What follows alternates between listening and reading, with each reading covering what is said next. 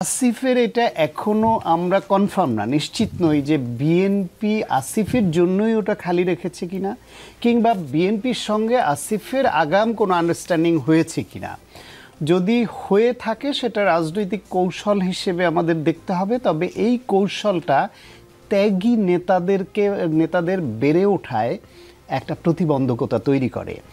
একটা জায়গায় একজন নেতা দীর্ঘদিন ধরে নিজেকে তৈরি করেন, তিনি ফিল্ড তৈরি করেন, কর্মী তৈরি করেন।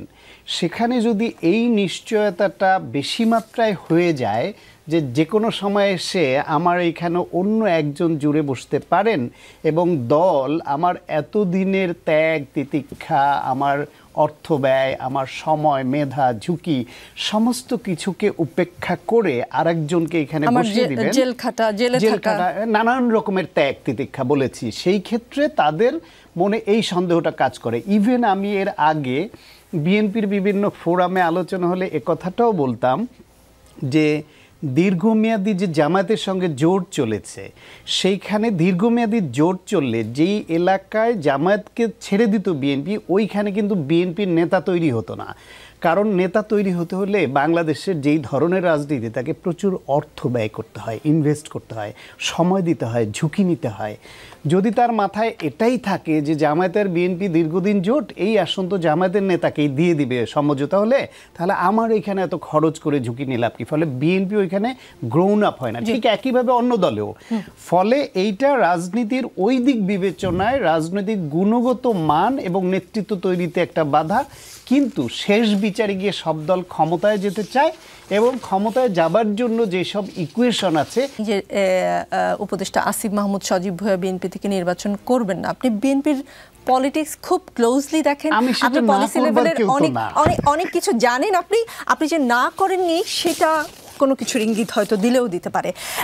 সারোয়ার তুষার, আপনাদের সহযাত্রী সহযোদ্ধা উপদেষ্টা আসিফ মাহমুদ সজীব ভুঁইয়া তিনি ঢাকা থেকে স্বতন্ত্র নির্বাচন করতে চান, কিন্তু আমরা শুনতে পাই বিএনপির হয়ে নির্বাচন করতে পারেন তিনি, দেয়ার ইজ এ পসিবিলিটি। তিনি কেন আপনাদের সাথে থাকছেন না? দুটি কারণ হতে পারে যদি বিশ্লেষণ করি। একটা হচ্ছে তিনি ক্ষমতার স্বাদ পেয়েছেন, তাই ক্ষমতায় যারা যেতে পারবেন তাদের সাথেই যাবেন, অথবা এনসিপি বিএনপির ঘরে একজন নিজেদের লোক রাখতে চায়, যেমনটা জামায়াত অন্য দলের মধ্যে হিডেন লোক রাখে, সেই রকম। কোনটা হতে পারে? আপনার বিশ্লেষণ কি বলে? আপনাকে ধন্যবাদ। রাজনীতি যেমন ভাই বলেছেন কৌশলের খেলা, রাজনীতি সময় জ্ঞান এবং মাত্রা জ্ঞানেরও একটা বিষয়, যে কখন কতটুকু বলবো কতটুকু বলবো না, এবং তাতে কি ইমপ্লিকেশন দাঁড়ায়। ধরেন আজকে যদি উপদেষ্টা আসিফ মাহমুদ বলতেন যে আমি নির্বাচন করব এবং এনসিপি থেকে নির্বাচন করব, আজকে কিন্তু তোলপাড় হয়ে যেত টক শোগুলোতে, আপনি আমাকে একদম আজকে এখানে বিরাট একটা ইয়ে করতেন। তিনি বলেছেন যে আমি প্রাথমিকভাবে, উনি ওখান থেকে ভোটার হয়েছেন, এখান থেকে কিছু ইঙ্গিত, কিছু আমরা অনুমান করে নিতে পারি বা করা যাচ্ছে, সেই সুযোগটা আছে। এবং তিনি বলেছেন তিনি নির্বাচন করবেন, মানে আমরা যদি ধাপে ধাপে আগাই, তিনি ওখানে ভোটার হয়েছেন, তিনি নির্বাচন করবেন। এবং পরের কথাটা হচ্ছে তিনি যেহেতু এখন উপদেষ্টা হিসেবে আছেন, আমার মনে হয় না যেটা শোভন আমি অমুক দল থেকে নির্বাচন করবো, এটা এখন তার সাথে মানে তার বলাটা সাজে না। যেটা ধরেন আমাদের অ্যাটর্নি জেনারেল অলরেডি তিনি শোডাউন দিচ্ছেন, এলাকায় নিয়মিত জনসংযোগ করছেন, এবং সেখানে তিনি এটা উনি পরিষ্কার বলেছেন যে আমি বিএনপি থেকে পদত্যাগ করে বিএনপি থেকে ইলেকশন করব। ঠিক আছে, এটা ভালো যে এটা নিয়ে কোনো কন্ট্রোভার্সি কিংবা কোনো হইচই কোথাও কোনো আলোচনা হচ্ছে না, খুব একটা হচ্ছে না, এটা খুব একটা কেউ গুরুত্ব দিচ্ছে না।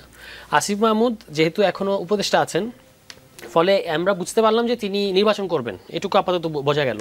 আর স্বতন্ত্র হয়ে করবেন, কারণ নির্বাচন করতে গেলে মিনিমাম আপনাকে মানে এই সুযোগ আছে। আপনার কথা থেকে আপনাকে একটা প্রশ্ন করি, উপদেষ্টা আসিফ মাহমুদ মানে কবে সরকারের উপদেষ্টা পদ থেকে পদত্যাগ করবেন সেটা নিশ্চিত করেননি, নির্বাচন করবেন, নিশ্চিত করার পর তার সরকারে থাকার নৈতিকতা তারটাও প্রশ্নবিদ্ধ হয় কিনা, মানে এখন তার সরকারি কর্মকাণ্ডে পক্ষপাতিত্বের অভিযোগ কি অযৌক্তিক হবে কিনা? কারণ তিনি যদি দেখি আমরা যে ক্ষমতা ছাড়ার পর তিনি বিএনপি বা এনসিপি বা জামায়াত কোনো একটি দল থেকে তিনি নির্বাচন করছেন, স্বতন্ত্র উনি এই কারণে বললেন কিনা যে স্বতন্ত্র বললে আসলে কোনো পক্ষপাতিত্বের অভিযোগ থাকবে না, এটা তার একটা স্ট্র্যাটেজি। কিন্তু তিনি ক্ষমতা ছেড়ে যদি কোনো একটা দলের হয়ে নির্বাচন করেন, তখন প্রশ্ন উঠবে না এটা নিয়ে? না, প্রশ্ন উঠতে পারে, কিন্তু দেখতে হবে যে উনি আসলে কাউকে কোনো মানে বেনিফিট দিয়েছেন। এখন ধরেন আমরা দুটো অপশন আছে, হয় তিনি এনসিপিতে আসবেন, অথবা তিনি বিএনপিতে যাবেন, অথবা তিনি স্বতন্ত্রই করবেন, যে কোনো একটা। উনি তো আজকে বলেছেন স্বতন্ত্র, কিন্তু মানুষ তো সিদ্ধান্ত বদলায় যে কোনো সময়।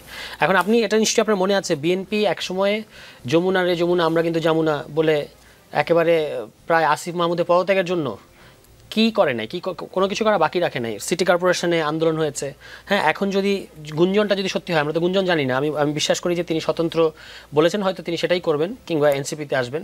কিন্তু ধরেন যদি বিএনপি তিনি করেন, তাহলে এইটা তো বিএনপিকে উত্তর দিতে হবে না যে আপনি যার পদত্যাগ চাইলেন এর আগে, তাহলে এখন কেন তাকে দলে ফেরানোর চেষ্টা করছেন কিংবা তাকে কেন ওখানে ছাড় দিচ্ছেন, এই কথাটা কিন্তু আসবে। জি, ব্যারিস্টার এস এম নির্বাচন করবেন, কিন্তু কোন দল থেকে করবেন সেটা নিশ্চিত নন।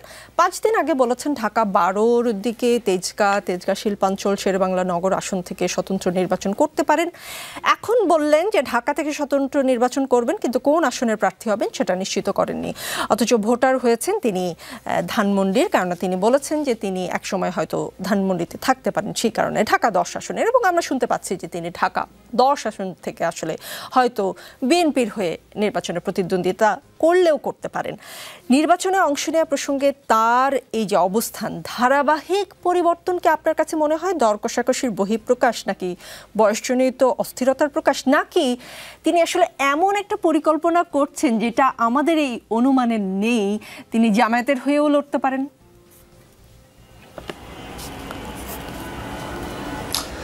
ধন্যবাদ আপনাকে, আপনার মাধ্যমে যমুনা টিভি সমস্ত দর্শকদেরকে আসসালামু আলাইকুম এবং শুভেচ্ছা।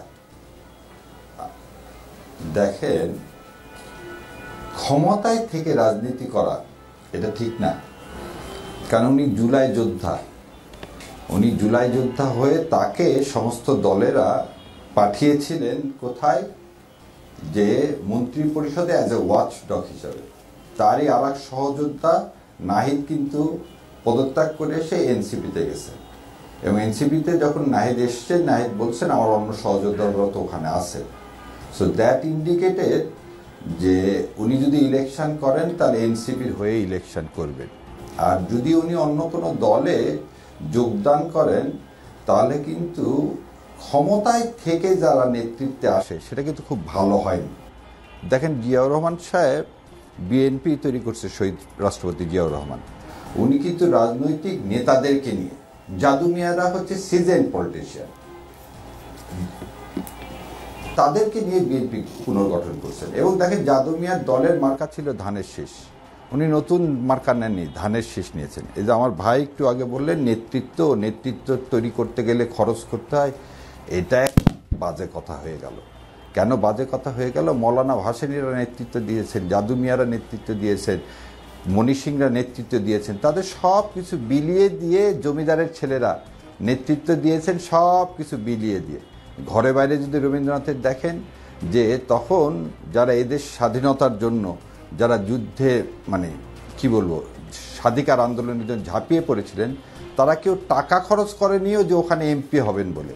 আর আপনি যখন টাকা খরচ করবেন এমপি হওয়ার জন্য, তাহলে কিন্তু আপনি দেশে লুটে পুটে খাবেন। আজকে যে জুলাই সনদের কথা বলা হয়, পরিবর্তনের কথা বলা হয়, সেই পরিবর্তন করতে গেলে আপনার নিজেকে পরিবর্তন করতে হবে।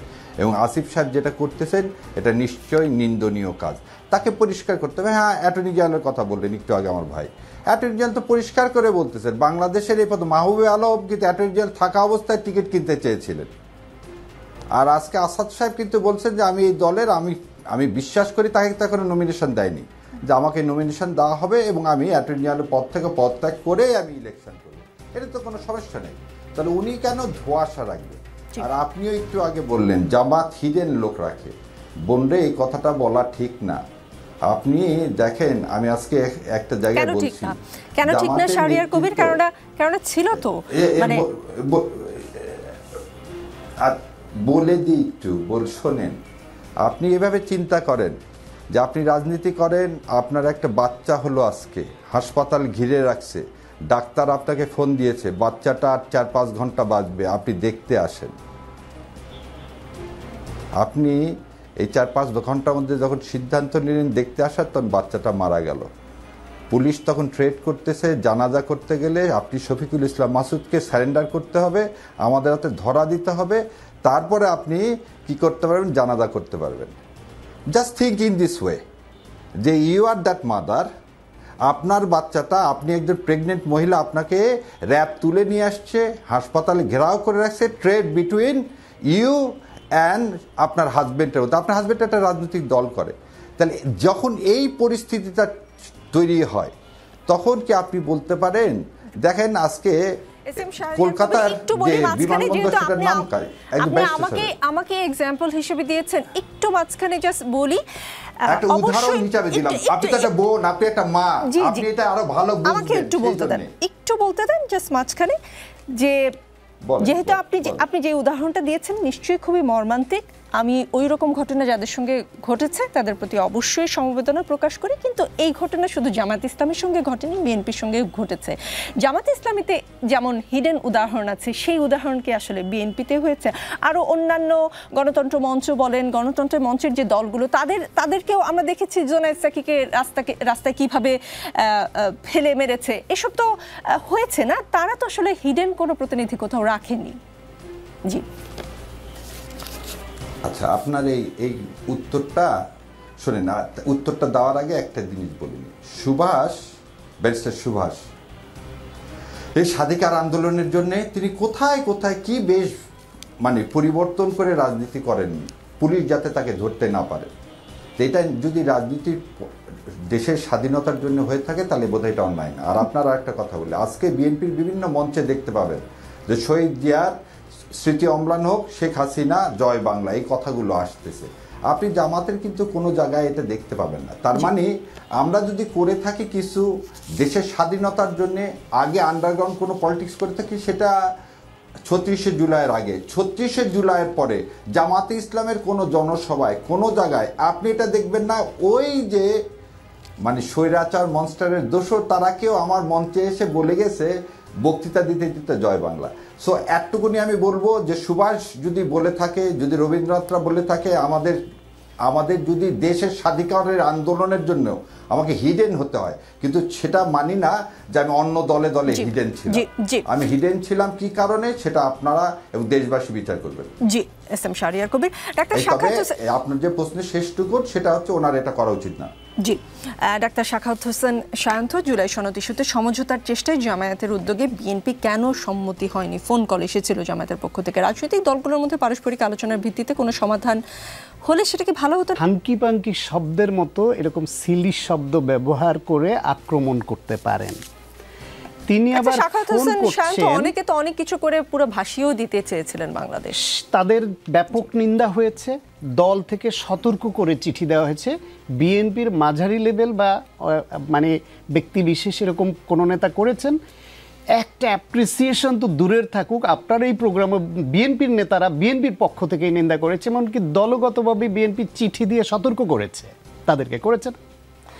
তাহলে এই রকম কথা, এরকম ভাষা একদিকে আপনি ব্যবহার করবেন, আপনি মাঠে আন্দোলন নিয়ে উস্কানি দিবেন, বিক্ষোভ করবেন, আপনি অন্যদেরকে নানানভাবে উত্তেজিত করবার মতো কর্মসূচি দিবেন, কথা বলবেন, আবার বলবেন আলোচনার প্রস্তাব দেওয়ার জামায়াত এইখানে কেউ না। এই জন্য কারণ হচ্ছে এই আলোচনায় মধ্যস্থতা করবার জন্য একটা কমিশন ছিল, সেই কমিশনের সঙ্গে আলোচনায় তো ওনরা পিআরের প্রশ্নই তুলে নাই, এজেন্ডাই তুলে নাই, তারপর নতুন নতুন ইস্যু তৈরি করছে। আর একটা হচ্ছে গিয়ে এইটা ওনাদের সময় ক্ষেপণ করবার আর একটা অপকৌশল। বাংলাদেশে আপনি নজির দেখান তো, রাজনৈতিক দলগুলো নিজেরা বসে আলোচনা করে সমাধান করে ফেলেছে কোনো গুরুতর সমস্যা। স্যার কমনওয়েলথ মহাসচিবের বিশেষ দূত স্যার নিনিয়ান এসে সফল হননি, জাতিসংঘ থেকে তারানকো সাহেব এসে সফল হননি, বাংলাদেশে আওয়ামী লীগের আব্দুল জলিল সাহেব, বিএনপির আব্দুল মান্নান ভূঁইয়া সাহেব দিনের পর দিন সিরিজ বৈঠক করে সফল হননি। কোথাও কিছু সফলতা ছিল না এমন না, কিন্তু বেশিরভাগ ক্ষেত্রে হননি। এইখানে জুলাইয়ের পরেও যেখানে সবাই এরা দীর্ঘদিন ধরে নিপীড়িত, এই জামায়াত বিএনপি উভয়ই গুম খুনের শিকার, উভয়ই হামলা মামলা জেল নিপীড়নের শিকার। বিএনপি প্রকাশ্য রাজনীতি করেছে, জামাত গুপ্ত রাজনীতি করেছে, কিন্তু তাদেরকে নিপীড়নের শিকার থেকে তা মুক্ত করতে পারে নাই অনেককে যারা প্রকাশ্য ছিল। সেই দুইটা দল জুলাই অভ্যুত্থানের পরে পারেনি বলেই ঐক্যমত্য কমিশনের রেফারিং লেগেছে। সেই রেফারিং করে যতদূর একমতে আনতে পেরেছে আপনি ততটুকু বেস ধরে যদি আগাতেন, তাহলে এই যে এখন নতুন করে সংকট, এটা তৈরিই হতো না। সেই সংকট তৈরি করে আপনি মাঠে নেমে এখন আপনি ফোন কল দিচ্ছেন যে আসেন আলোচনা করি। বিএনপি আপনাদের সঙ্গে আলোচনায় সমঝোতার কোনো রকম আভাস দেখতে পেলে যেত। আপনাদের ল্যাঙ্গুয়েজ তো বলেন আপনারা সমঝোতা চান, আপনারা মাঠে যে কথা শীর্ষ পর্যায়ের নেতাদের যেটা আপনাদের চামচাদের দিয়ে বলাতে পারেন বড় জোর, সেটাও শোভন হতো না।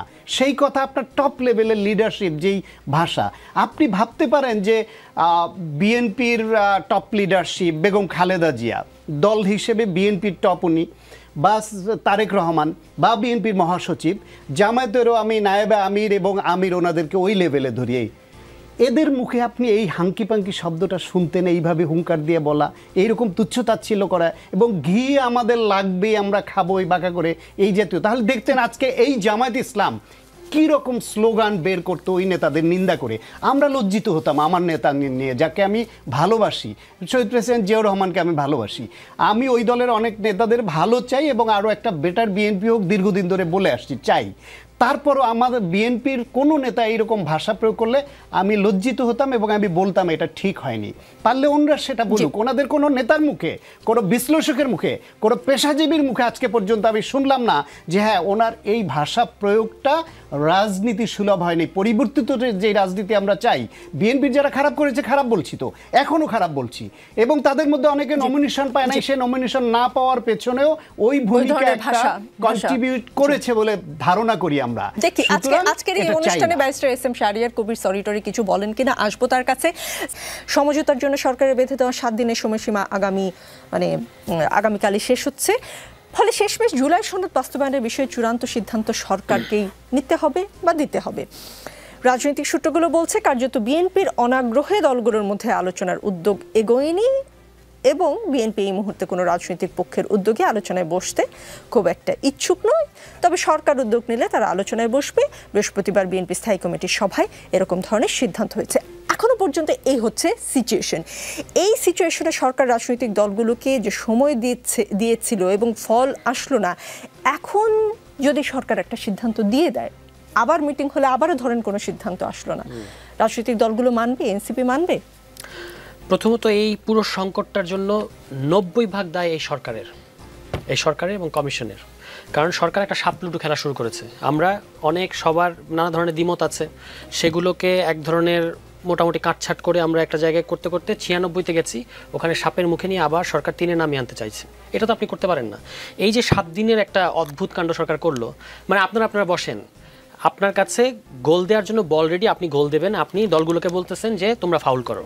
এই হচ্ছে সরকারের পরিস্থিতি। কেন এই কথাটা বলছি? এই যে দেখেন জামায়াত ইসলামের যে ল্যাঙ্গুয়েজ, এটার কথা ভাইয়া তখন বলতেছিলেন, এইটা তো আছেই, একটা টেনশন তৈরি করছে যে তারা একদিকে আলোচনার জন্য ফোন কল দেয়, আরেকবার এই যে আপনি বললেন যে জামায়াত ইসলাম উদ্যোগ নিয়েছে, জামায়াত ইসলাম তো উদ্যোগ নেওয়ার কেউ না, বা এই 9 দল যে বলছে তারাও তো উদ্যোগ নেওয়ার কেউ না, উদ্যোগ নেওয়ার কথা সরকারের।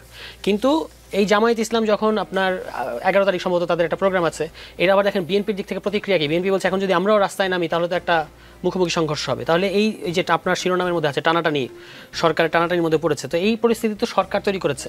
আপনি কমিশন 2টো প্রস্তাব দিয়েছে সরকারের কাছে, কাণ্ডজ্ঞান কি বলে, 2টো প্রস্তাব আপনার কাছে আছে, আপনি ওই 2টো প্রস্তাব যাচাই বাছাই করে 2টা থেকে কম্পাইল করে একটা জায়গায় আসবেন এবং বলবেন যে এই যে ভাই আমি এটা বানাইছি, সরকার বলবে দলগুলোকে আমি এই আদেশটা বা এই প্রক্রিয়ায় বাস্তবায়ন করতে চাচ্ছি, আপনাদের লাস্ট কোনো কথা থাকলে বলেন। তখন দলগুলো বলবে এই জায়গাটা এই করতে হবে, ওই জায়গাটা ওই করতে হবে। সরকার কি আপনি দেখতে পেলেন এরকম কিছু করলো? সরকারের কাছে কমিশন প্রস্তাব দিয়েছে, দেওয়ার পরে সরকার আবার বলতেছে আপনারা বসেন। কে উদ্যোগ নেবে? এবং আপনি উদ্যোগ নিলে আমি যাব না, খুব স্বাভাবিক। উনি উদ্যোগ নিলে আমি যেতে চাইবো না, বা আমি উদ্যোগ নিলে আপনারা আসতে চাইবেন না। মাঝখানে সরকারের কাজটা কিন্তু রেফারি করা, এবং সরকার এটা বুঝতেই পারে না এটা এই জটিলতাটা কোথায়। সরকারের কাজ রেফারিগিরি করা। রেফারি মানে আপনি নিরপেক্ষ থাকবেন কিন্তু নিষ্ক্রিয় থাকবেন না। নিষ্ক্রিয় থাকা নিরপেক্ষ থাকা কিন্তু দুই জিনিস। ফলে আমার কাছে ক্রমশ এটা মনে হচ্ছে যে এই সরকারের ওই সিরিয়াসনেসই নাই এবং এই উপদেষ্টাদের ক্যাপাসিটিও নাই। এই এত গুরুত্বপূর্ণ, যেটা এতক্ষণ ভাই বললেন যে বাংলাদেশে রাজনৈতিক দলগুলো লম্বা সময় ধরে আলাপ আলোচনা করেও কোথাও যেতে পারেনি, সংঘাত অনিবার্য হয়ে উঠেছে।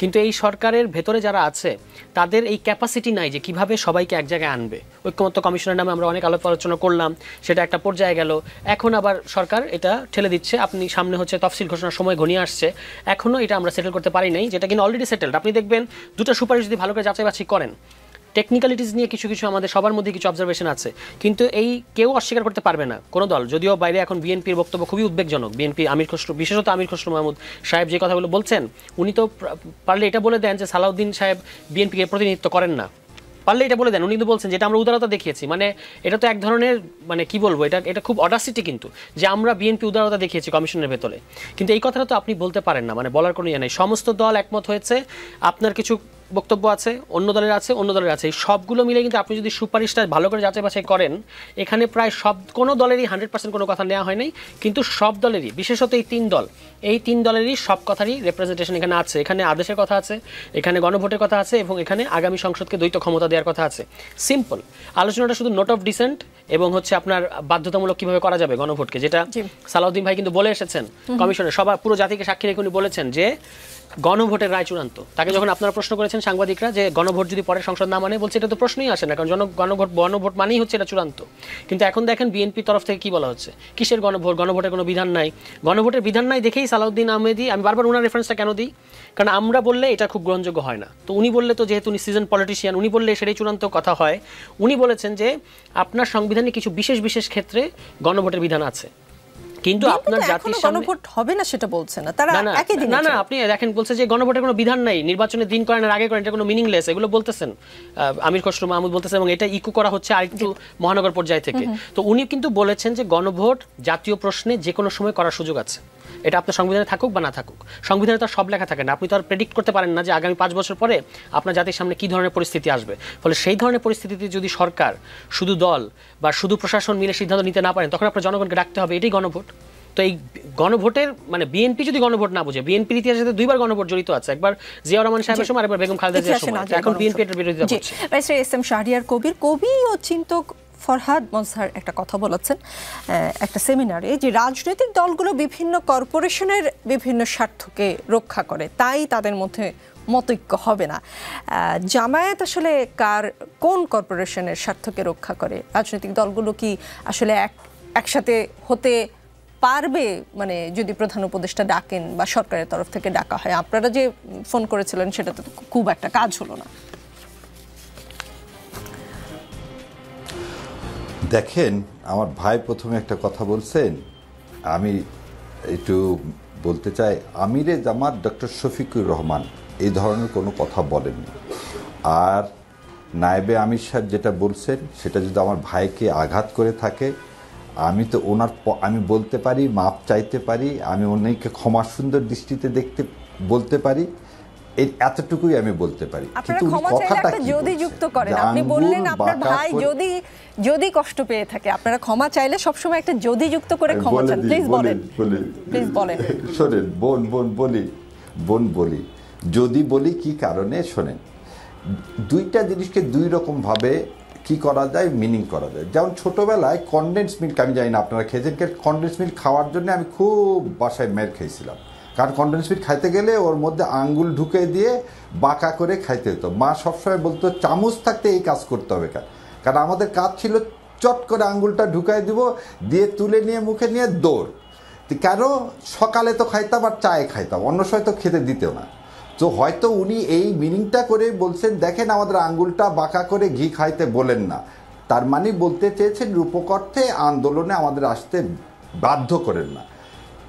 কারণটা কি দেখেন, আপনি যদি সনদের ভিত্তিতে গণভোট না দেন এবং গণভোটের ভিত্তিতে ইলেকশন না দেন, আপনি যদি বারবার, এই যে একটু আগে আমার ভাই বললেন, ঠিক বললেন, আজকে মহাসচিবও বলছেন সংবিধানে গণভোটের কোনো ব্যবস্থা নেই, তাহলে সংবিধানে আছে আগামী 5 বছর পরে ইলেকশন, আপনি 29 পর্যন্ত অপেক্ষা করেন। বিএনপির মহাসচিব যদি বলেন যে এই সংবিধান অনুযায়ী ইলেকশন করতে হবে, তাহলে 29 সালের আগে উনি ইলেকশন চাইতেই পারেন না, কারণ তত্ত্বাবধায়ক ব্যবস্থা নাই, এবং এই ব্যবস্থা যেহেতু নাই, যেহেতু এটা ইন্টারিম গভর্নমেন্ট, উনি এটা চাইতেই পারেন না। আর দ্বিতীয় কথাটা যেটা বললেন, আপনি কেন বলছেন যে সংবিধান অনুযায়ী 5 বছর পরে ইলেকশন? এটা কি ইলেক্টেড গভর্নমেন্ট? কারণ আমরা বলতেছি বারবার, এই সরকার ইন্টারিম গভর্নমেন্ট, কনস্টিটিউশনের সরকার না, এই কনস্টিটিউশন নাই, এই কনস্টিটিউশনকে ছুঁড়ে ফেলে দেওয়া হয়েছে 36শে জুলাই। আমরা নতুন বন্দোবস্তর ভিত্তিতে দ্বিতীয় স্বাধীনতা উপভোগ করতে চাই। বিএনপি বারবার বলতেছে না সংবিধান আছে, যে সংবিধান থেকে থাকে, সংবিধানের কোন বিধানের আন্ডারে আপনি ফেব্রুয়ারি মাসে ইলেকশন চান? আপনাকে 5 বছর ওয়েট করতে হবে, কারণ সংবিধান আছে, 5 বছর পর পর ভোট হবে। তাহলে আপনি একদিকে বলবেন সংবিধান মানি, আবার বলবেন না ভাই ওটা মানলে তো আমার ভোট হচ্ছে না তাড়াতাড়ি। আপনি কেন বারবার বলতেছেন? গণভোটকে অস্বীকার করতেছেন কেন? আজকে আমির খসরু সাহেব বলছে গণভোট নাকি জনগণ বোঝে না, মহাসচিব বলতেছে গণভোট নাকি জনগণ বোঝে। আপনি দুটা গণভোট করলেন, আপনি এখন বলতেছেন ঠিক আপনার এই চরিত্রটা কিরকম হয়ে যাচ্ছে। 96 সালে 12 ফেব্রুয়ারি আপনি যখন ইলেকশন একতরফা করে ফেলে দিলেন, আমরা আঙ্গুল বাঁকা করলাম বলেই তত্ত্বাবধায়ক আদায় হলো। আজকেও আঙ্গুল বাঁকা না করলে আমরা বুঝতে পারতেছি এই সরকারের প্রসব বেদনা উঠবে না। এই সরকার সব কিছু কি করতেছেন, সময় ক্ষেপণ করতেছেন। কেন? যাতে এই ইলেকশন মানুষের ভাগ্যের পরিবর্তন, শাসনতন্ত্রের পরিবর্তন বাধাগ্রস্ত হয়। কার জন্য? এই সরকারকে বসাইছে তো এই জনগণ। তা আমরা কেন বলতেছি আঙ্গুল বাঁকা করা? এটাকে অন্যভাবে মিনিং করার কোনো সুযোগ নাই। সেই জন্য বলছি যদি উনি তারপরও মনে করেন যে না উনি হয়তো স্পুন দিয়ে খেয়ে অভ্যস্ত, আঙ্গুলটা খারাপ লাগতেছে, সেই জন্য বলছি উনি মনে কষ্ট পেয়ে থাকলে আমি ওনার তরফ থেকে মাপ চেয়ে নিচ্ছি। আপনার কথাতে বলি কর্পোরেটের স্বার্থ না, স্বার্থ হচ্ছে জনগণের। আমরা আন্দোলন কেন ডাকতেছি সেটা হচ্ছে জুলাই সনদ ছাড়া কোনো ইলেকশন হতে পারে না। আগে জুলাই সনদের ভিত্তিতে গণভোট হবে, গণভোটের ভিত্তিতে ইলেকশন হতে হবে, এটা পরিষ্কার। কারণ কনস্টিটিউশন নেই, কনস্টিটিউশনের মধ্যে অন্তর্বর্তী সরকার নাই, কনস্টিটিউশনের মধ্যে আপনার গণভোটের বিধান নাই, কনস্টিটিউশনের মধ্যে আগামী ইলেকশন কিভাবে করবেন তারও বিধান নাই। সো আপনি যে অলিখিত সংবিধানের মধ্যে আসছেন সেটাকে স্বীকার করেন, করে গণভোটের কাছে যান। আর উদারতা দেখানা কখনো আপনি বৃহৎ দল, আপনি যদি ভাবেন যে আমি ক্ষমতায় চলে যাবো সেই জন্য কারোর সাথে বসবো না। একজন তো ডাক দিচ্ছে, ছোট ভাই যদি বড় ভাইকে ডাক দেয় তো বড় ভাই বলতে পারে তুই এত বড় বেয়াদব ছোট ভাই, তুই আমাকে ডাক দিলি। আরে ভাই আপনি উল্টা বলেন, ঠিক আছে তোমার ডাক দেওয়ার দরকার না, বলো কোথায় বসবো, আমি তোমাকে ডাক দিচ্ছি। কোথায়? বিএনপি তো কাউকে ডাক দিচ্ছে না। জি জি। আপনি একদিকে বলতেন জামাতের ডাক দেওয়ার অধিকার নেই। আচ্ছা ঠিক আছে, তোমার অধিকার আছে, তুমি ডাক দাও, তুমি ডাক দাও। তুমি কোন কর্পোরেট মানে যদি ইন্ডিয়া হয়ে যায় সেটা তো আমরা বিএনপির কাছে ইনশাল্লাহ সেটা আশা করবো না, এবং বিএনপি এটা করবেও না ইনশাল্লাহ। জি, শাহরিয়ার কবির, নতুন একটা ডেফিনেশন পেলাম বিএনপি জামাতের সম্পর্ক, ছোট ভাই বড় ভাইয়ের মতো। আরো নানান সমীকরণ আছে আপনাদের সম্পর্কে। বিরতিতে গিয়ে যদিও রাজনীতিতে বিরতি বলে কিছু 3 বছর সাজা দিল, সেটা হাইকোর্ট আরো বাড়িয়ে দিল। সো তার প্রতি যে প্রহসনের বিচার হয়েছে, সে জেনে শুনেও সে প্রহসনের বিচার সম্মুখীন হয়েছে। আর আওয়ামী লীগ যারা করে তাদের লজ্জা হওয়া উচিত। তারা এমন নেতৃত্ব মেনে নিয়েছিলেন যে দেশকে ভালোবাসা দূরের কথা, আইনের প্রতি কোনোদিন শ্রদ্ধাশীল থাকেননি, এবং তাদের কথা চিন্তা করেও তিনি কোনোদিন বিচারের সম্মুখীন হননি। সো আমার কাছে মনে হয় না যে দেশে তার বিচার নিয়ে কোনো কিছু হবে, কারণ এখানে একটা মানে ফেয়ার এখন পর্যন্ত কোনো স্কাইপি কেলেঙ্কারি বের হয়নি যে আমরা একটা রায় চাই, ওনার একটা তাড়াতাড়ি রায় দিতে হবে, ওনাকে একটা মৃত্যুদণ্ড দিতে হবে, এরকম কোনো কিছু পাওয়া যায়নি so far relates to the এই ট্রাইব্যুনাল নিয়ে। সো দেশকে অস্থিতিশীল করার জন্য আমরা সবাই বলতেছি ইন্ডিয়া এবং আওয়ামী লীগ এই বড় প্লেয়ার, তাদের হাতে প্রচুর টাকা আছে, তারা সেটা চেষ্টা করবে। এটাকে এখন 13 তারিখকে কোনো ইস্যু করে 13 তারিখে তার জাজমেন্ট দিবে না, ওই দিন দিবে কোন দিন জাজমেন্টটা দেওয়া হবে। সো দে মে ট্রাই, কিন্তু তাদের এই ট্রাইটা আমার মনে হয় না তারা রাস্তায় নামলে জনগণ তাদের জবাবটা জনগণ দিয়ে দিবে, যেভাবে 36শে জুলাই দিয়ে দিয়েছে। আচ্ছা, আপনি বলছেন যে ষড়যন্ত্র হচ্ছে নির্বাচনটা যেন না হয় দেশের বাইরে থেকে বা যারা ক্ষমতাচ্যুত হয়েছে তাদের কাছ থেকে। বাংলাদেশ জামায়াতে ইসলামীর সেক্রেটারি জেনারেল মিয়া গোলাম পরওয়ার বলেছেন গণভোটের দাবি কোনো রাজনৈতিক দলের চাপের মুখে উপেক্ষা করলে জাতীয় নির্বাচন সংকটের মুখে পড়তে পারে। জামায়াতের সেক্রেটারি জেনারেলের বক্তব্য নির্বাচন নিয়ে অনিশ্চয়তার ইঙ্গিত কিনা? আপনারা নিজেরাই তো নির্বাচন বানচালের কথা বলছেন। দেখেন, নির্বাচন বানচাল একটা জিনিস, আর লেজিটিমেসি নিয়ে নির্বাচন করা একটা জিনিস। আপনি একটা জিনিস সংঘাত হবে না। আপনি যদি এখন রাত দিন বলেন গণভোট বুঝি না, আমি খালি একটা ইলেকশন চাই, কনস্টিটিউশনে গণভোট নাই কিন্তু ইলেকশন কনস্টিটিউশনের মধ্যে আছে, এই যে দ্বিচারিতা, এটা করলে তো আপনি সব কিছু রাস্তায় কে একটা সংঘাতের দিকে ঠেলে দিচ্ছে। জামাতে ইসলাম না, জামাতে ইসলাম বারবার বলছে গণভোট দেন, গণভোটের ভিত্তিতে ইলেকশন দেন। তারা সবার আগে 300 আসনে ক্যান্ডিডেট দিয়েছে। তারা নির্বাচনে যাওয়ার জন্য দেখেন জুলাই সনদে যে অনেকে বলে এনসিপি সাইন করলো, আপনারা সাইন করলেন কেন? আপনারা তো দেশে দেখেন, আমরা যদি সাইন না করতাম প্রথম কথাটাই আসতো আমরা ইলেকশন ডিলে চাচ্ছি। আমরা সাইন করছি, জুলাই বাস্তবায়নের নীতিটাকে মেনে নিছি, আমরা সব মেনে নিয়ে এটা আমাদের দুর্বলতা ভাবা হচ্ছে। আসলে এটা দুর্বলতা না, দেশের মানুষের ভাগ্য পরিবর্তন করতে গেলে গণভোট করতে হবে আগে, আর গণভোটের ভিত্তিতে ইলেকশন দিতে হবে। এই বিষয়ে কোনো রকম আপোষ নাই, এবং যারা এই বিষয়ে আপোষ করার চেষ্টা করবে তারা ঠিক ওই ভাগ বড়টার রাজনীতি, এই একটু আগে যে আমার ভাই প্রথমেই বলছিলেন যে নেতৃত্ব কেন ইনভেস্ট করে, তারা এমপিটাকে ইনভেস্টমেন্ট দেখে, তারা বাংলাদেশে একটা ইনসাফ রাষ্ট্র কায়েম করতে গেলে নেতৃত্ব তৈরি করতে ইনভেস্ট করতে হয় না। ভাসানীরা ইনভেস্ট করে, সুভাষ বসুরা ইনভেস্ট করে নেতৃত্বে আসেনি। সো এই যে কনসেপ্টটা, এই কনসেপ্টটা থেকে বের হয়ে আসতে গেলে গণভোট লাগবে। আর বাংলাদেশ জামাত ইসলাম এখন আমি পরিষ্কার করে রাখবো, গণভোট ছাড়া সামনের ইলেকশন লেজিটিমেট হবে না। সো আপনি ইলেজিটিমেট একটা ইলেকশন কেন করতে চাবেন? ডাক্তার সাখাওয়াত হোসেন শান্ত, বিষয়টা যদি এমন হয় যে বিএনপি ওইটা পরে ওইটা চলতে হবে, বরং আমি শাহরিয়ার বের একটা কথায় আরও অবাক হয়েছি যে এটা ভালো একদিক থেকে, যে দলের নেতৃত্বকে ভালোবাসা। উনি নায়েবে আমিরকে খুব ভালোবাসেন, যে কারণে তারে বাঁকা করে ঘি খাওয়াকে নিজে উন করে নিয়ে ছোটোবেলার সেই কনডেন্স মিল্ক বাঁকা করে, আঙুল বাঁকা করে খাওয়ার ওই পর্যন্ত ছিলেন, ভালো কথা। কিন্তু ছোটোবেলার বাজে অভ্যাসগুলো, বদ অভ্যাসগুলো বড় হলে একটু ত্যাগ করতে হয়। নেতা হলে তো আরও ত্যাগ করতে হয়, অন্যের আদর্শ হতে হলে একদম অ্যাবসলিউটলি ত্যাগ করতে হয়। বরং ওইখান থেকেও আরেক ধাপ এগিয়ে যদি বলেন যে আঙুল বাঁকা করে প্রসব বেদনা উঠান, রূপক অর্থে বলেছেন বুঝলাম, কিন্তু এই শব্দটাও কানে লেগেছে। আপনারা আঙুল বাঁকা করে অসময়ে প্রসব বেদনা ওঠাতে যেন না, তাতে জাতির ক্ষতি হবে, মায়ের ক্ষতি হয়। প্রসব বেদনা ঠিক টাইমে উঠতে দেন, আর না হলে ওটা ডাক্তারদের হাতে ছেড়ে দেন। এই যে যেই ল্যাঙ্গুয়েজ, এই যে অ্যাটিচিউড, যে আপনি আঙুল বাঁকা করে প্রসব বেদনা ওঠাবেন, বাংলাদেশে জামায়াত কবে কি এমন ক্ষমতা রেখেছে যে আঙুল বাঁকা করেছে? 95-96 সালে তারা আওয়ামী লীগের সঙ্গে মিলে আওয়ামী লীগকে স্ট্রেংথেন করেছে। শেখ হাসিনার নেতৃত্ব চ্যালেঞ্জের মুখে করতো, আওয়ামী লীগ আসতে পারতো না বাংলাদেশের নেতৃত্বে। 1995-96 সালে আওয়ামী লীগের সঙ্গে মিলেমিশে তারা ওই আন্দোলন করে নির্বাচনে গিয়ে 4টা আসন পেয়েছে, যেখানে 91 সনে 18টা আসন পেয়েছিল। সেই জামাত 96 সালে আওয়ামী লীগের সঙ্গে যাওয়ার কারণে 4 আসনে তুষ্ট থাকতে হয়েছে। এবং কি করেছে? আওয়ামী লীগের সঙ্গে মিল দিয়েছে, মনে করেছে আওয়ামী লীগ ওনাদের খাওয়ায় পড়াইয়া দিবে। আওয়ামী লীগ কী করেছে? কিক আউট করে দিয়েছে 4 আসন দিয়ে। আর 21 বছর পর তারা ক্ষমতায় এসে আওয়ামী লীগ নতুন করে সারভাইভ করেছে। আজকে বাংলাদেশে ওই 96 থেকে 2001 এবং 2008 থেকে এই 24 পর্যন্ত আওয়ামী লীগ যত অনাচার করেছে, পরোক্ষভাবে তার প্রত্যেকটার দায়ে জামায়াত ইসলামের। আওয়ামী লীগ টিকতো না বাংলাদেশে জামায়াত যদি তাদের সঙ্গে হাত না মিলাতো।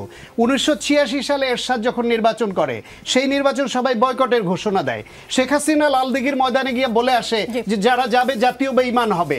জামায়াত ইসলাম প্রথমবারের মতো জাতীয় সংসদে এরশাদকে বৈধতা দিতে আওয়ামী লীগের সঙ্গে দেয়। আওয়ামী লীগের সঙ্গে গিভ অ্যান্ড টেকের সম্পর্ক তাদের, আওয়ামী লীগের সঙ্গে গিভ অ্যান্ড টেকের সম্পর্ক বিএনপি না। এবং এখন মাঠে ঘাটে আওয়ামী লীগের প্রশ্রয় দিচ্ছে, তারা গিয়ে বলছে যে তোমাদের নামে যত মামলা হয়েছে আমরা দেইনি, বিএনপি দিয়েছে, আমরা ক্ষমতা আসলে তোমরা নিরাপদে থাকবা। ডাক্তার সাখাওয়াত হোসেন শান্ত, সবাই কি এরকম করে ভাবে? যেমন SM শাহরিয়ার কবির বড় ভাই ছোট ভাইয়ের সম্পর্ক বললেন, এতদিন আওয়ামী লীগের সাথে বিএনপির ভোটযুদ্ধ হলেও এবার হবে ছায়ার সাথে। যেই ছায়া বিএনপির কারণে বড় হয়েছে তারাই এখন রক্তচক্ষু দেখায়। ইকবাল হাসান মাহমুদ টুকু কথাগুলো বলেছেন। জামায়াতকে তিনি বিএনপির ছায়া বলছেন, তাহলে আওয়ামী লীগ যে বিএনপি জামাত একসাথে বলতো, কিন্তু বিএনপি ইনিয়ে বিনিয়ে আপনিও এখন বলছেন যে আসলে জামাত বিএনপির সাথে একসাথে ছিল না, ছিল আওয়ামী লীগের সাথে। তো আওয়ামী লীগের কথাই তো সত্য। আমি বলছি যেটা শুরুতে বলেছি, বাংলাদেশের কিছু রাজনৈতিক বাজে কৌশলের কারণে এই জামায়াত টিকে আছে। স্বাধীনতা যুদ্ধে বিরোধিতা করে, গণহত্যার সঙ্গে জড়িত থেকে, দেশের অভ্যুদয় জন্মের বিরোধিতা করে একটা দল, তারা এই দেশে আবার রাজনীতি করার সুযোগ পেয়েছে জিয়াউর রহমানের বহুদলীয় গণতন্ত্রের যে ধারা প্রবর্তন করে সেই সুযোগ নিয়ে।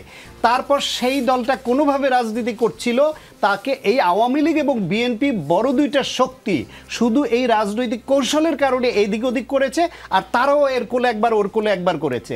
এইভাবে করে এই দায় একা জামাতের না তো, এই দায় এই আওয়ামী লীগ এবং বিএনপিরও, সেটা তো আমি অস্বীকার করছি না। বাংলাদেশে আজকে জামাতের যে উল্লম্ঘন, আপনি 95-96 সনের জাতীয় সংসদের এই প্রসিডিংসগুলো বের করে দেখেন, কার্যপ্রণালী দেখেন, জামায়াত কতবার বিএনপিকে গালি দিয়েছে। আর জামায়াত ওয়াকআউট রিজাইন করার পরে আওয়ামী লীগের সঙ্গে সংসদ থেকে বিএনপি নেতারা কতবার তাদের রাজাকার এবং যুদ্ধ অপরাধী বলেছে। ঠিক আজকে আবার বিএনপি তাদের রাজাকার বলছে, ওরা বিএনপিকে চাঁদাবাজ বলছে, দুর্নীতিবাজ বলছে। যখন কৌশলগত ঐক্য হয়, উভয়ের স্বার্থ মিলে যায়, তখন এক। এর অংশীদার তো জামায়াত ইসলামও। আজকে সেই জামাতের নেতা বলছেন, আমি শুরুতে বলেছি যে একজন নেতাকে ইনভেস্ট করতে হয়। Invest doesn't mean always investment of money, investment of time, investment of his merit, everything, dedication. সব ইনভেস্ট করতে হয় তাকে একজন নেতৃত্ব তৈরি করতে হইলে। আর জামায়াত কি টাকা ইনভেস্ট করে না? ঢাকা ইউনিভার্সিটিতে নির্বাচনে শিবির কি পরিমাণ টাকা খরচ করেছে? ওয়েলফেয়ার পলিটিক্সের নামে তারা হলে হলে যে এসি দিচ্ছে, টাকা খরচ করছে না? এলাকায় এলাকায় যে বিভিন্ন জায়গায় টাকা খরচ করছে দল থেকে করছে না? তারা টাকা ছাড়া রাজনীতি করছে। টাকা ছাড়া মনে হয় বাংলাদেশের রাজনীতি করা একটু কঠিনই আছে। একটা কথা বলেছি সেটা নিয়ে 3 বার রিপিট করে আমাকে কথা শোনাতে হবে। লম্বা সময়ের মিত্ররা তো বিএনপির মিত্ররা কিন্তু বিএনপিকে এটা কনভিন্স করতে পারছে না এবং বিএনপি একমত হচ্ছে না। এখন যদি বাংলাদেশের মানুষ আপার হাউসে পিআর চায়, যদি গণভোটে তারা এটার পক্ষে বলে, তাহলে বিএনপির কথা শোনা হবে? বিএনপি কি বাংলাদেশের মানুষের উপরে বা যে কোনো মানে জেনারেলি যে কোনো রাজনৈতিক দলকে জনগণের উপরে? জনগণ একটা রায় দিয়ে দেওয়ার পরে সেটা তো কেউ এটা অল্টার করতে পারার কোনো সুযোগ নাই। এ কারণেই বলা হচ্ছে যে নোট অফ ডিসেন্ট। আর নোট অফ ডিসেন্ট একটা জিনিস খেয়াল রাখবেন যে নোট অফ ডিসেন্ট আলোচনা হয়েছে আগে আর বাস্তবায়ন পদ্ধতি আলোচনা হয়েছে পরে।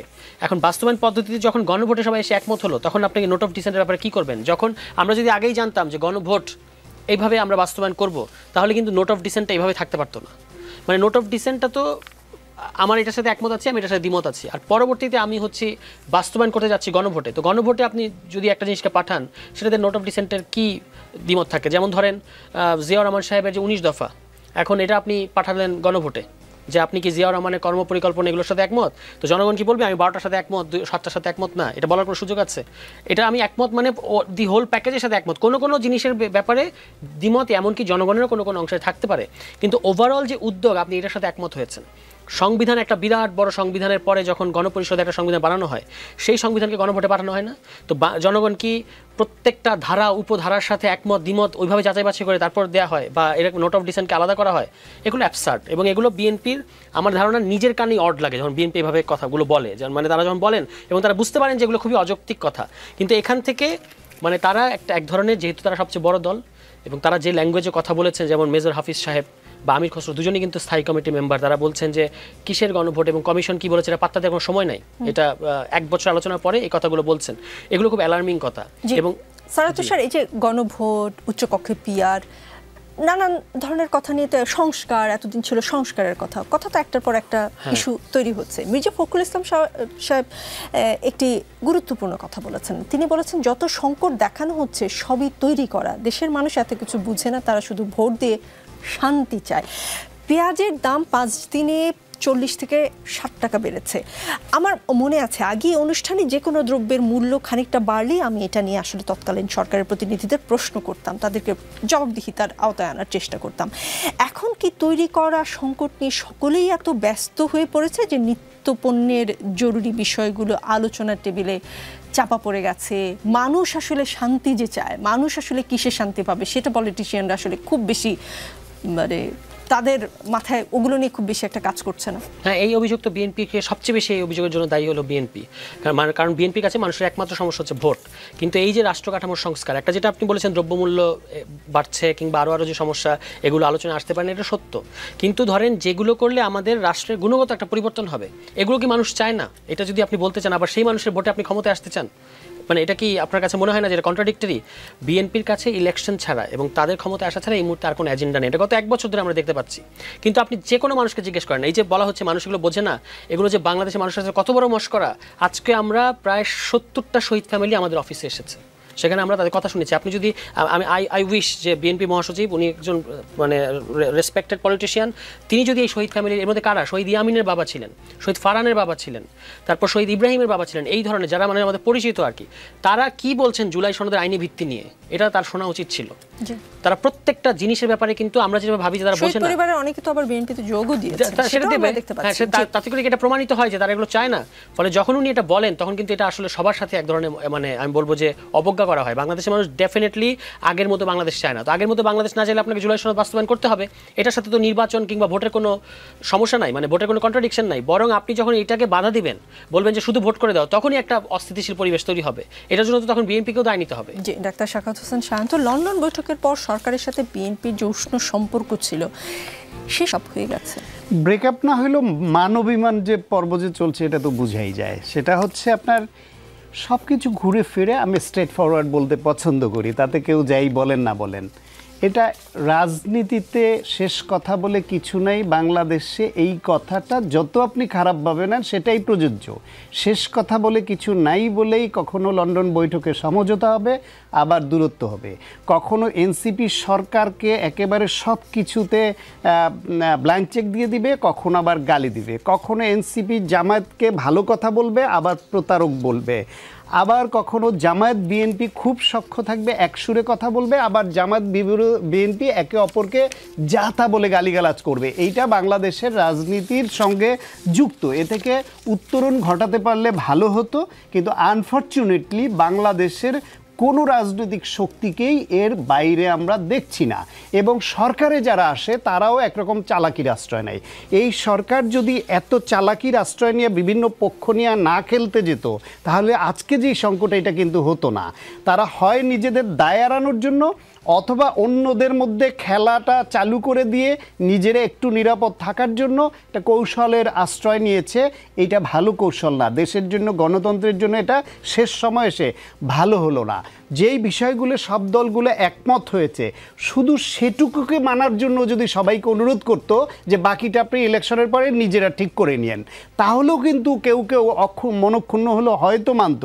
কিন্তু এখন এমন একটা বৈরিতার মুখে এক এক পক্ষকে ঠেলে দিয়েছে যে 16 বছর ধরে, 17-18 বছর ধরে যারা বিএনপি তো ভিকটিম হয়েছে 18 বছর, যে জামাত ভিকটিম হয়েছে 16 বছর, তারা তো এই 111 সরকারের সময় আরামায় এসেছিল। বিএনপির মতো একজনও গ্রেফতার হয় নাই, একজনও ভিকটিম হয় নাই। সুতরাং এই দলগুলো যে ভিকটিম হওয়াতে তারা যে এক মনে এগোচ্ছিল, সেইখানে নতুন করে একটা বিচ্ছেদ ঘটিয়ে দিল এই সরকার তাদের ভূমিকার জন্য। অথচ গণঅভ্যুত্থানের পরে আপনি রাজনৈতিক ধারা ভিন্ন হলো, এই সকল গণঅভ্যুত্থানের পক্ষের শক্তির মধ্যে ন্যূনতম একটা ঐক্য বাংলাদেশের স্বার্থে, গণতন্ত্রের স্বার্থে জরুরি ছিল। জি, ব্যারিস্টার শাহরিয়ার কবির, মির্জা ফখরুল ইসলাম আলমগীর সাহেব আরেকটা কথা বলেছেন। তিনি বলেছেন যে যারা আমেরিকা থেকে এসে এসব আমাদের ঘাড়ের উপর চাপাচ্ছেন আমরাও মেনে নিয়েছি। তিনি উপস্থিত লোকজনকে প্রশ্ন করেছেন, আপনারা কি গণভোট, সনদ এসব বোঝেন? বিএনপি বলছে যে যুক্তরাষ্ট্র থেকে এসে ঘাড়ের উপর গণভোট ও সনদের মতো বিষয় চাপিয়ে দেওয়া হয়েছে। বিএনপির সাথে সরকারের যে সম্পর্ক লন্ডন বৈঠকের পরে ছিল, প্রেমময় সম্পর্ক, সেই সম্পর্কটা মনে হচ্ছে কোথায় যেন একটু মনে হয় ব্রেকআপের দিকে যাচ্ছে। এই ব্রেকআপের কারণ কি আসলে জামায়াতের সাথে সরকারের এখন সম্পর্ক কেমন? জামায়াতের সাথে নতুন করে প্রেম হচ্ছে?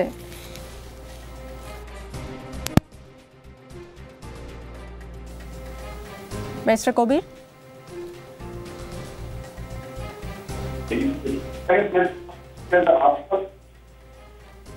2008 সাল পর্যন্ত, 2006 থেকে 2008 সাল পর্যন্ত জামাতে ইসলামের বিরুদ্ধে যত ইনভেস্টিগেশন হয়েছে, জামাতের বিরুদ্ধে কোনো দুর্নীতি, কোনো রকম কোনো এভিডেন্স পাওয়া যায়নি, সেজন্য দুর্নীতির মামলা হয়নি। আর দ্বিতীয় যে কথাটা একটু আগে আপনি যেটা বললেন যে লন্ডন বৈঠকের পর গভর্নমেন্টের, এখনও দেখেন গভর্নমেন্টের কে বিএনপির না, সমস্ত জায়গায় দেখেন যে যত উচ্চ পদে আছে সমস্ত জায়গায় বিএনপির আছে। আর আবার সায়ন্ত ভাই যে কথা একটু আগেও বলছেন, কি বলবো শোনেন, আমাদেরকে মুগ্ধর ভাই স্নিগ্ধ বিএনপিতে যোগ দিয়ে বলেনি গণভোট দরকার, গতকালকে সে বলছে যে গণভোটটা এখনই দিয়ে দেন। আরে ভাই, সব কিছুর সমাধান হবে গণভোট, পিআরের উপরে। আর আপনি বলতেছেন যে গণভোটে দেন যতটুকু মেনে নিছেন, সবাই মিলেই তো প্রস্তাবটা তৈরি করা হয়েছে এবং এর উপর ভিত্তি করেই তো আপনাকে ভোট করতে হবে। তাহলে আপনি একটা আর একদিকে যান কেন? আর জামাত ইসলামের সাথে সরকারের সম্পর্ক অত ভালো থাকলে 11 তারিখে এত বড় মিটিং ডাকতে হয় না, চলো ঢাকা চলো করতে হয় না। তা জামাত ইসলামকে কেন ছোট ভাইও বানাতাম না, তাহলে বড় ভাই বানাতাম। ওনারা বড় ভাই, দেশের মানুষজনের বৃহৎ দল, ওনাদের ব্যারিস্টার কবির, সময় তো খুব বেশি নেই। বিএনপি যদি উচ্চকক্ষের জামায়াতের মতন করে জামায়াতের কন্ডিশন মেনে পিআর মেনে নেয়, আপনারা কি গণভোটে বিএনপির যে দাবি সেটা মেনে নেবেন? আপনাকে একটু বলি যে রাজনীতিতে হচ্ছে দেওয়া নেওয়ার সম্পর্ক সব সময় থাকে। ওনারা পিআর উচ্চকক্ষে মেনে নিয়ে গণভোটটা তো ওনারাই বলছেন যে ইলেকশনের দিন হবে, আর জামাত বলছে ইলেকশনের আগে হবে। যেমন এইটারও সমাধান একটা দিয়ে দিচ্ছি যে ইলেকশনের দিন যদি হয়, গণভোটের ভোটটা আগে কাউন্ট করে আপনি ডিক্লেয়ার করবেন, তারপরে সংসদ নির্বাচনের ফলাফলটা ডিক্লেয়ার করবেন। There is a solution. কিন্তু আপনাকে তো এগিয়ে আসতে হবে। আমি ফোন দিলাম, ভাই চলেন বসি, আপনি গ্রাহ্যই করলেন না। এই যে গ্রাহ্য করতেছেন না, দেশ তো ভাই সংকটের মধ্যে পড়তেছে, রাজনীতিতে এটা কেন বুঝতেছেন না? এবং এতে ইন্ডিয়া সবচেয়ে বেশি লাভবান হবে। জি, অনেক ধন্যবাদ। রাজনীতি